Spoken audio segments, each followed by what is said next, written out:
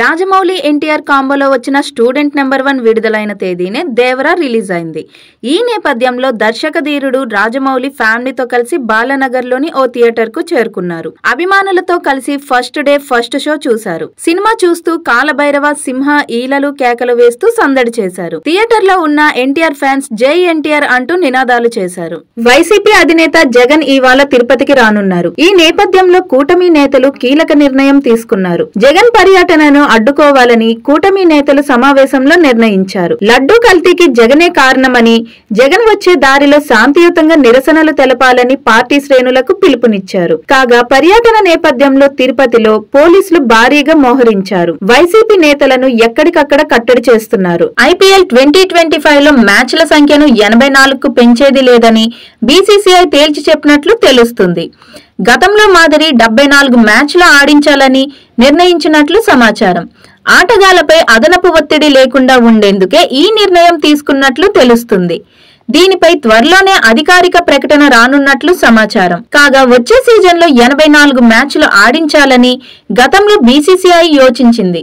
ఇప్పుడు ఆ నిర్ణయాన్ని మార్చుకున్నట్లు తెలుస్తుంది. బిగ్ బాస్ 8 లో ఎప్పుడేం జరుగుతుందో అస్సలు చెప్పలేం. ఎందుకంటే ఈ రోజు వరకు స్ట్రాంగ్ అనుకున్న కంటెస్టెంట్ ఎలిమినేట్ అయిపోవచ్చు. ఓ వైపు ఉన్న వాళ్ళంతా మరోవైపు జంప్ అయిపోవచ్చు. ఇప్పుడు సేమ్ ఇలాంటి పరిస్థితే నిఖిల్ కి ఎదురైంది. సోనియా వల్ల అతడికి చెడ్డ పేరు రావడంతో పాటు నెగిటివిటీ కూడా మరింత ఎక్కువ అవుతుంది. తాజా ప్రోమోలో ఇదే స్పష్టమైంది. బిగ్ బాస్ 8 లో ప్రస్తుతం ఉన్న వాళ్ళలో నిఖిల్ స్ట్రాంగ్ కంటెస్టెంట్. శక్తి క్లాన్ కు ఇతడు చీఫ్ గా ఉన్నాడు.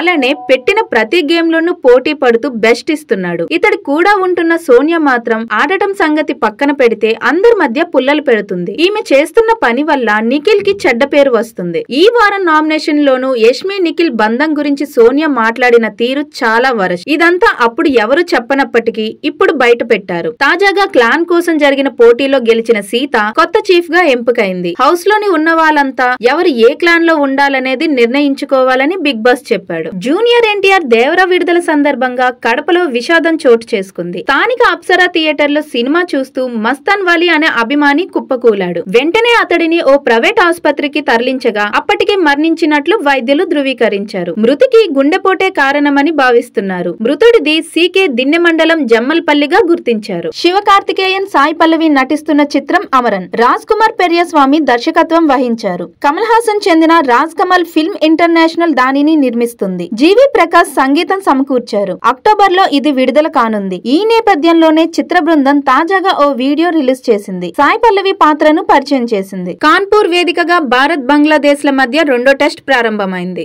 వర్షాలు పడడంతో మైదానం చిత్తడిగా మారి మ్యాచ్ మొదలయ్యేందుకు కాస్త సమయం పట్టింది. టాస్ నెగ్గిన కెప్టెన్ రోహిత్ శర్మ బౌలింగ్ ఎంచుకొని అందరినీ ఆశ్చర్యానికి గురిచేశాడు. ఇందులో షాక్ అవడానికి ఏముందంటారా?